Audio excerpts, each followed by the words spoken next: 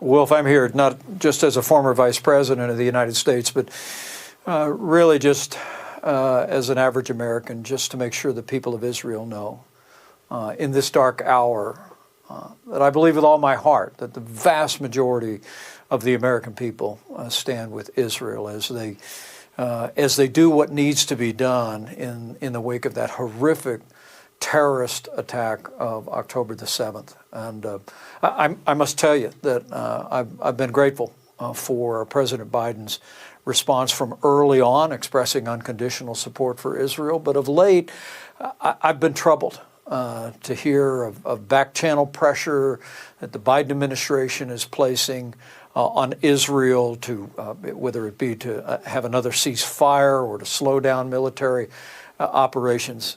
I believe that this is a moment where the United States of America needs to send a clear and unambiguous message that America will stand with Israel today, we will stand with Israel tomorrow and every day until the threat of Hamas is destroyed once and for all, and peace and security can be reestablished for the people of Israel. I think a lot of people obviously raise the numbers of casualties that we've seen on each side. I don't think so much what matters is Israeli casualties versus Palestinian casualties. But in your eyes, is the number of civilian casualties that we're seeing per Hamas casualty getting a little bit too high? Is that a trade-off that does have a limit in your eyes? Well, let me begin by saying I grieve the loss of any innocent human life. But I believe the victims of this war in Gaza are also victims of Hamas. I mean, to walk as I did just a few days ago in the kibbutz known as Kfar Aza, where the most horrific and unspeakable acts of violence were perpetrated against innocent civilians by some 3,000 terrorists who came across the border, not just with the intention of attacking nearby communities, but as I learned in my briefings, that terrorist army intended and brought sufficient armaments to march all the way to Jerusalem, to march all the way to Tel Aviv, and essentially cut Israel in half. But for the courage of local police forces and ultimately Israeli defense forces, they were stopped.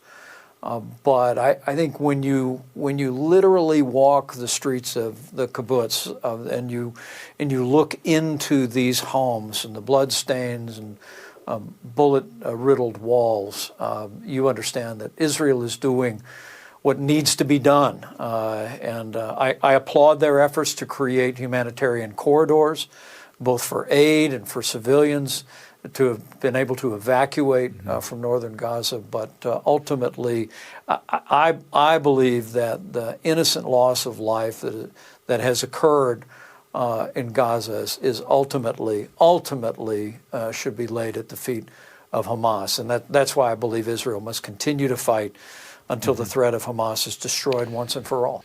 I wanted to touch on the situation in Ukraine as well, Mr. Vice President. And when you look at the situation on Capitol Hill about whether to send more military aid to Ukraine or not, what are some of your Republican colleagues missing when it comes to not wanting to give that additional support? Well, I believe America is the leader of the free world.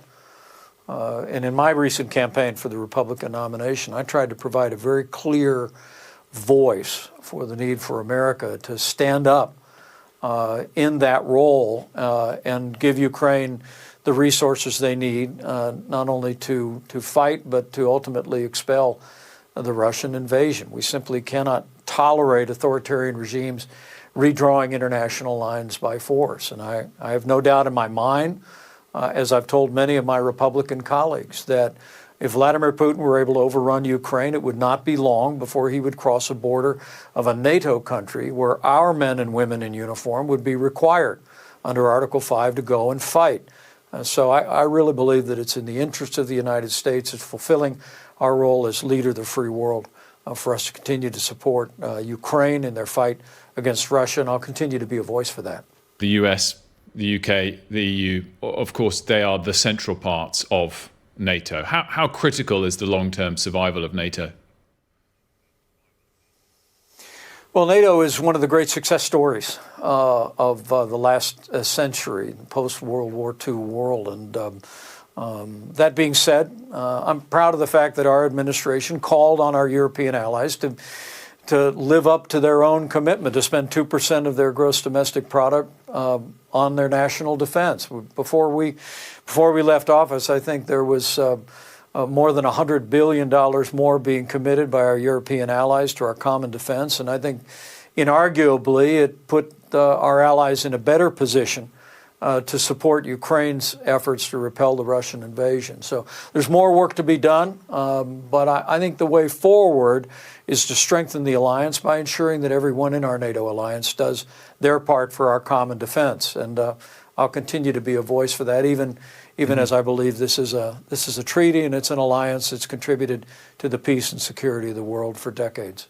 One person, of course, whose commitment to NATO is questioned is that of President Trump. And you've made your views both on NATO and President Trump quite clear of late. Despite those views, does former President Trump deserve to be on the ballot in every single state? I think the question of who's on the ballot in every state should be left to the people of the United States of America. I have every confidence that the Supreme Court of the United States will resolve those questions.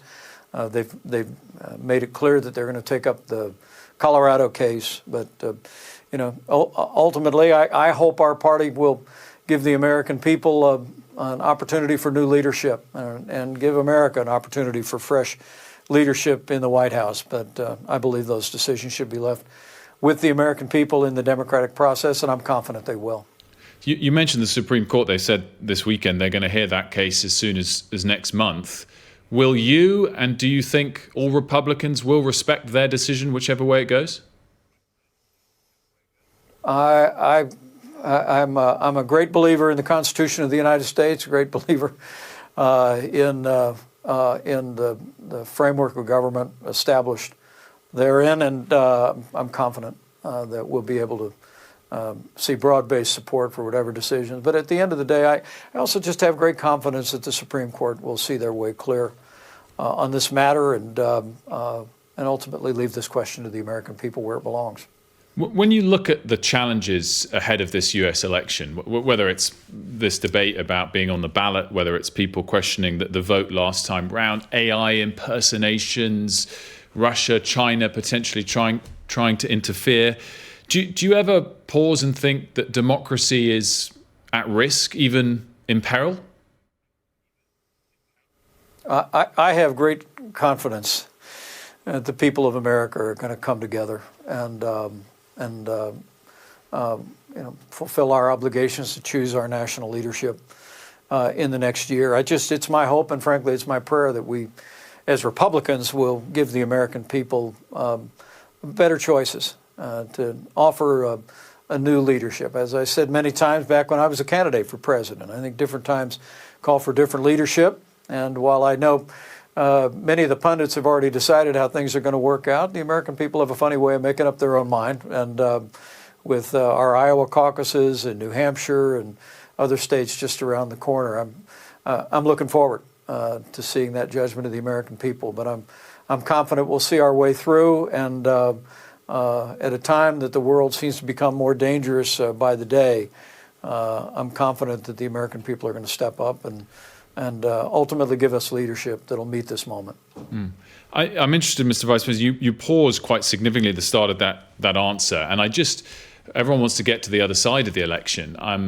I just wonder what might happen between now and then if certain decisions or results go against certain groups of people. I mean, you were, on this day 3 years ago, the man, you said you're a believer in the Constitution, you're the man that stood up for the Constitution when things bubbled over. Do you fear things bubbling over again in a similar vein in the year ahead?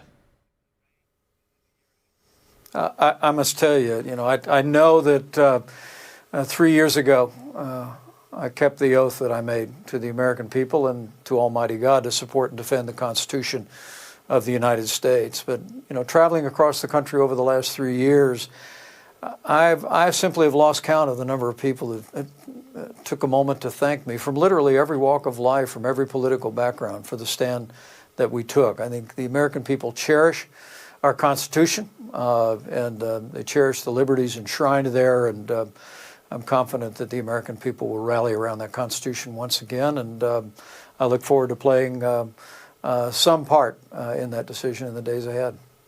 If we look at both parties, you mentioned looking ahead to the choice American people will make. Do you think, kind of oddly, they're potentially both about to choose their least electable candidate?